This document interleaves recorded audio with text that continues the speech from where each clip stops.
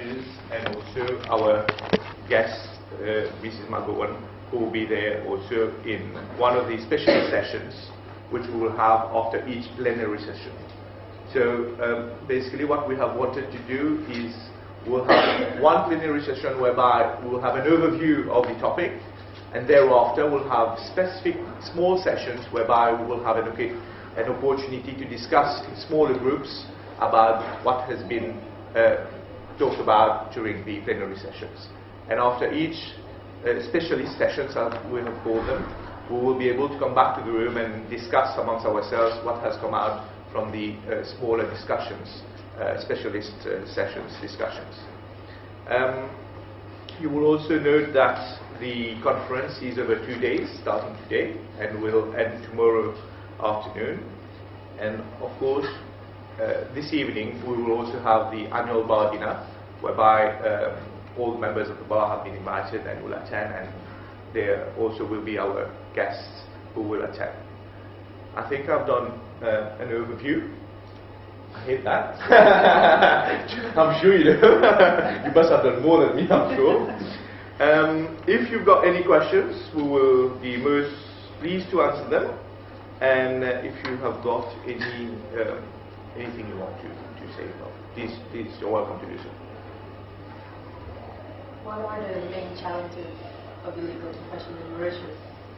You have to choose maybe one or two that you have been able to identify. I think there are a number of challenges. I don't know whether you can actually grade them in terms of importance. We have, if you go through the program, you'll see we have tried to identify at least areas where those challenges are. But I think if I had to say what the biggest challenge was for the Bar Association, which is what this conference is all about, I think it's really making our members feel the relevance of the association and making them want to rally around the association to vent their issues, their grievances, rather than go out and do it in a perhaps uncontrolled way outside the media. Because the bar is not like any other profession. It is very special by the very nature of the role we play vis-à-vis our client, vis-à-vis the court. There is an element of confidentiality, there's an element of trust, there's an element of restraint that we feel is getting lost gradually. So I would say that what we would like to achieve at the end of these 2 days would be to make all our members feel that they have a place to go, they have a mouthpiece, and they should allow their fellow members to federate around them and vice versa, rather than go about themselves and risk not doing things the right way. So you think that some barristers may speak to the media too freely to work with? I don't think it's up to us to control what individual barristers do. We don't want to do that. I don't think we want to be involved in that.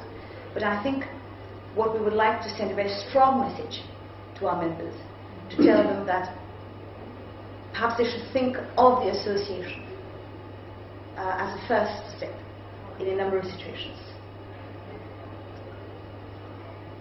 Moi, j'aurais une question et je vais la poser en français. J'aimerais savoir, en Angleterre, le bar gracieux d'Angleterre, comment ils font pour réguler justement la question de l'honoraire des avocats et des avoués. Je voudrais savoir comment ça se passe. C'est-à-dire, par exemple, ici, si l'avocat vient à appui la vie pour dire l'argent vient de telle affaire, j'aimerais savoir au niveau du bar gracieux de l'Angleterre, comment ça s'est fait. Comment est-ce que... Je ne sais pas suivre. Pour la question des honoraires. Fees. How is it? Perhaps how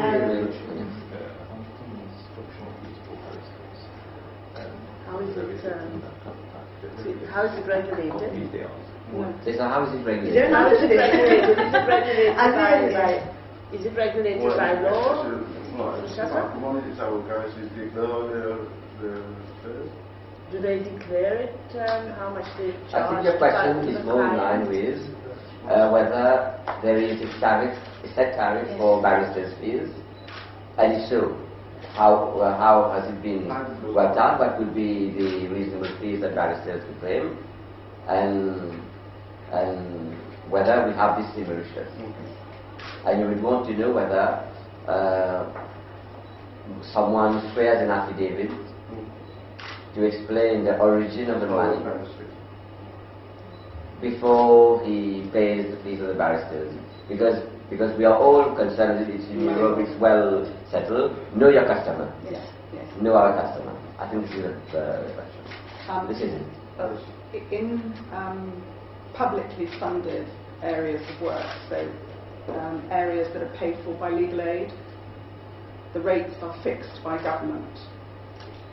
So they pay so much for a murder or so much for a family case. In cases where the client themselves pay, there is no fixed rate. We're not supposed to charge unreasonable fees, but in a commercial case, if you're the only practitioner that does one particular area, then you can charge what the market will bear, frankly. That's just a market force on those fees.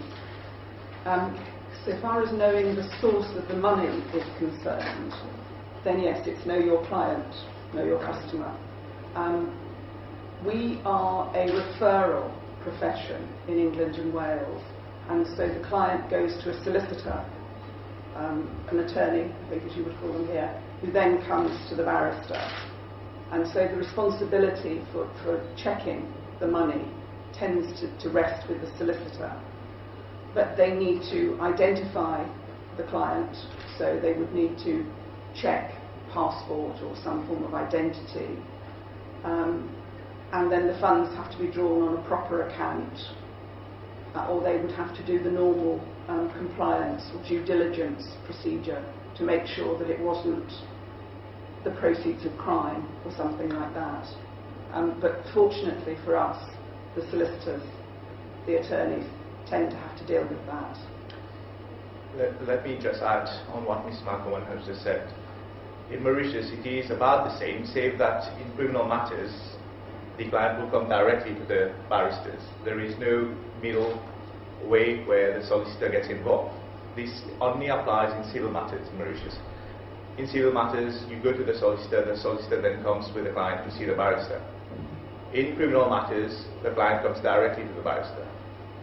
The best way, in my humble view, is to know your client first, and also you ask how do they declare, etc., is to simply make sure that they give a receipt, an invoice, and put the reasonable amount which is expected of barristers to take from their clients.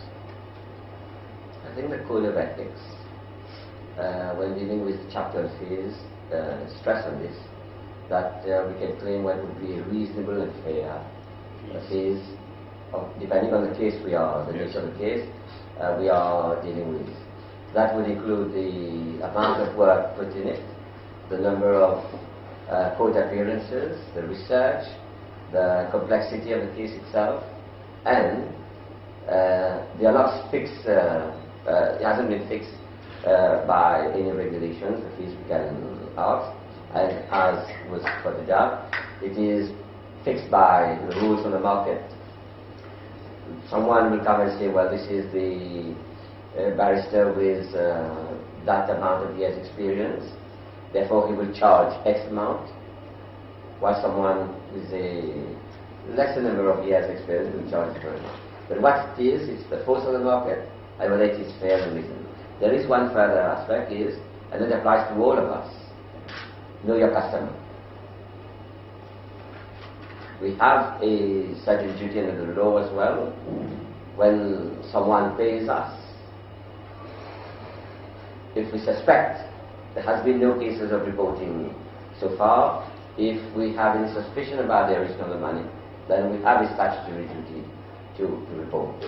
So that we know our customer, we know the origin of the funds, we know we are not dealing with funds from obtained origin.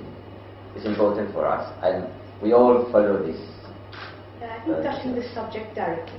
It's not just one of those. We know exactly what the subject is. Yes. This is you're talking about a topical issue.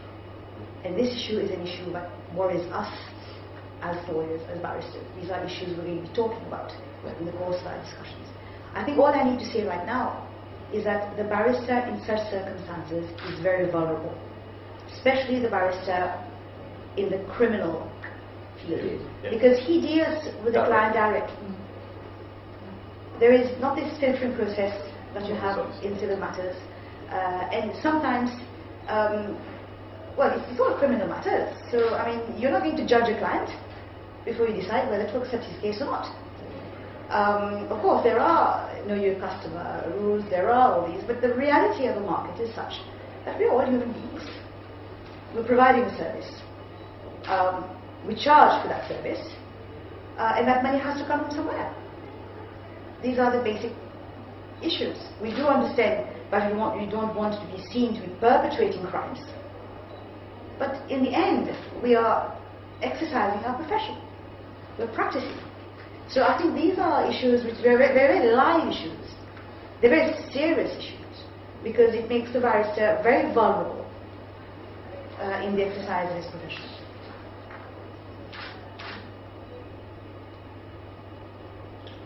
Does the profile of your client affect the fees? The profile. I think I would like also Ms. Darwin to give us the UK perspective, but let's say one thing. We have in our code of ethics what we call the cab rank rule, which goes back to the times of Charles I. Yes. It's a remnant of the English system, and in fact we're going to be talking about it in our discussions as well. Now, the cab rank rule means you don't choose your client. It means that the client is standing at the taxi stand. He has a line of taxis. The first one comes, he gets into the taxi. He can't pick and choose. Nor can you pick and choose your client. Now, this is a rule which goes back a long time, in times of Charles I, which is still applicable today, which really doesn't have its place at all in our modern system. I think the question is very pertinent. These days, money talks. And with the force of money, you have access to the best because you can pay. So the converse question to this is someone who cannot pay at a disadvantage? I think these are issues, they are also live issues. Yes. I'd like to add two things on what my chairperson just said. Firstly, is that we have a duty to see the client, to take his case, yes. Save with certain exceptions which are in our code of ethics. For example, if we are going to have a conflict of interest, we will not take it. If we're going to be professionally embarrassed by taking the case, we will refuse to take the case. If we are not expert enough in the field we want us to take the case, then we'll have to refuse. It's not a matter of how much he's paid, but it's a matter of responsibility of the barrister also to decide on whether he can accept the case with all the exceptions that I've just mentioned. So at the end of the day, it is solely for the barrister as a responsible person to decide on whether he can or cannot accept the case, whatever be the fees he is going to get at the end of the day, or his client is willing to pay. I think one of the very important things is that, like any other profession, like any other business, the more you can pay, the more experience you can buy, and often the greater range, so that a commercial client might decide that they need 2 barristers to work on a case and they can afford to pay 2. But the absolute essential question, as I see it, is that for those who can't afford, they are provided with an acceptable standard of barrister or lawyer. And so the fact that you don't have any money shouldn't mean that the person you get is incompetent or in any way not up to standard. There must be an acceptable minimum. The market forces are such that if you can afford much more, you will get much more. But nobody should be left with anything under an acceptable level. At least that's what we try and achieve in England and Wales.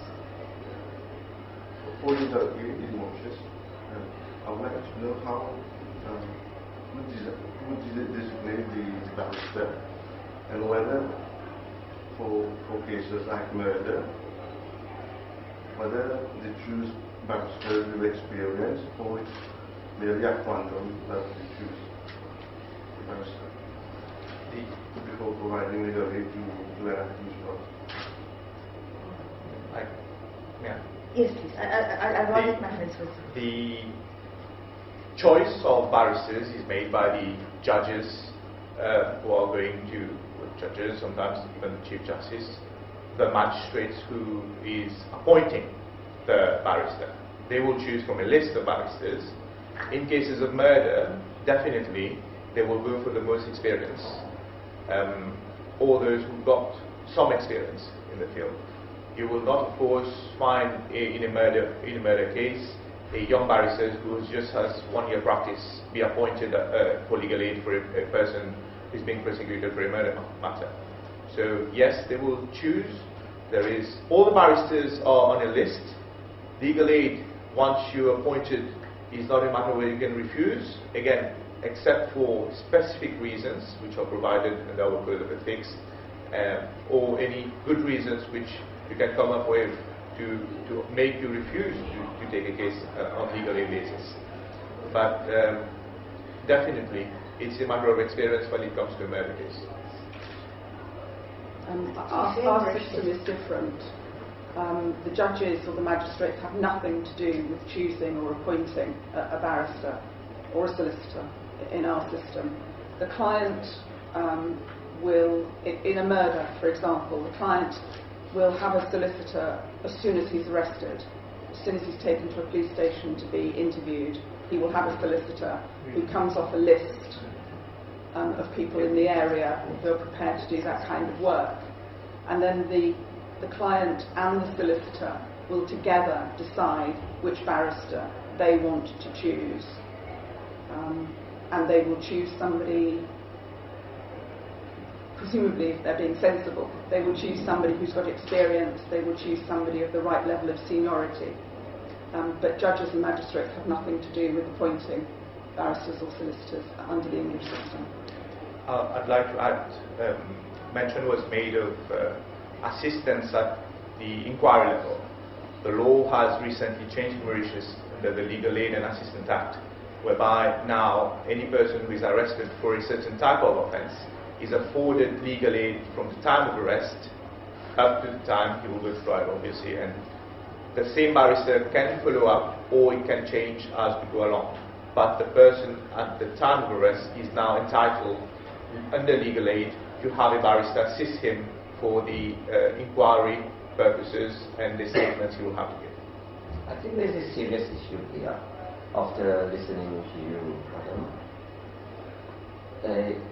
Because you explained the position in England and Wales that the client chooses the barrister who will represent him.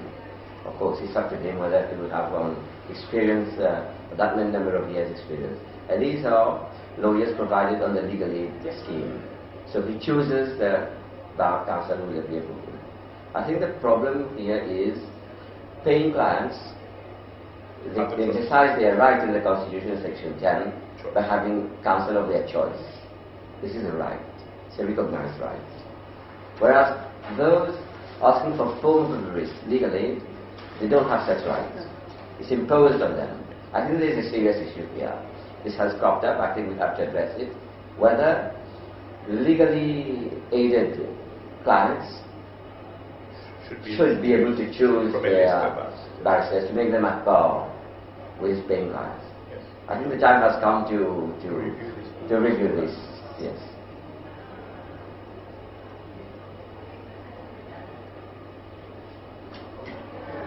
We'll have 5 more minutes and then we'll have to start moving. Any other questions? Yes, my lord.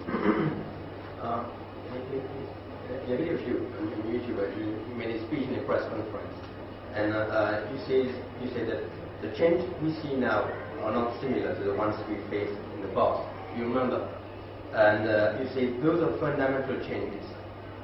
This is not about cutting fees. People's rights are being removed. What are you talking about in that people's rights are being removed?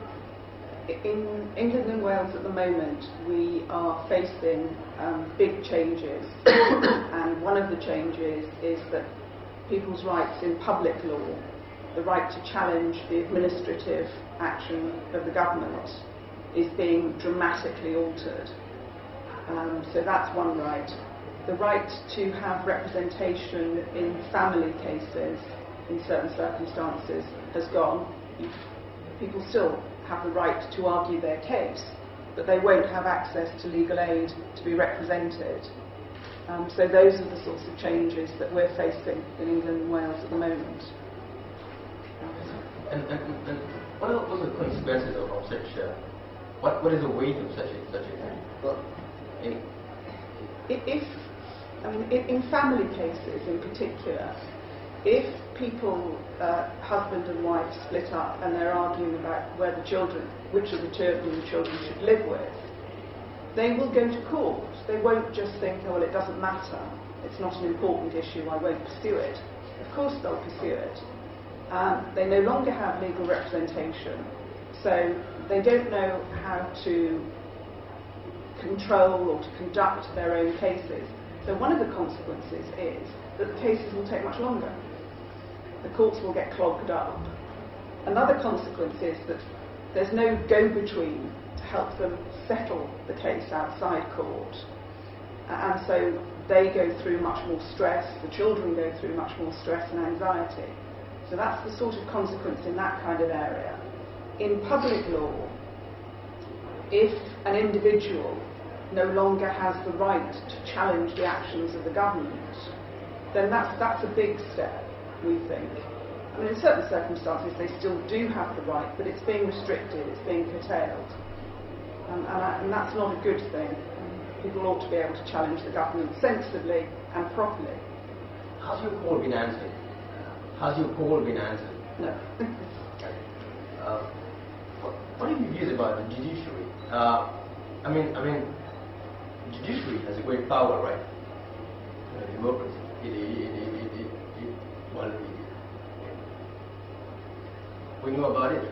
But the thing is that the right to criticize the judiciary is structured in a lot of places in the world.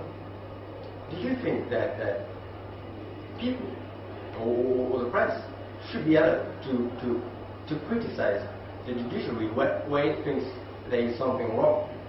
Or, I mean, I'm asking about your views. I mean, yes, so long as it's done reasonably and fairly. I mean, if a judge makes a mistake, then yes, of course, people should be allowed to say so. But sometimes what happens is that a particular newspaper, for example, decides that they don't like a piece of law or a piece of, they don't like a particular law, the way it works. And so every judge that applies that law is automatically criticised without any proper foundation. And you see sometimes a sort of campaign.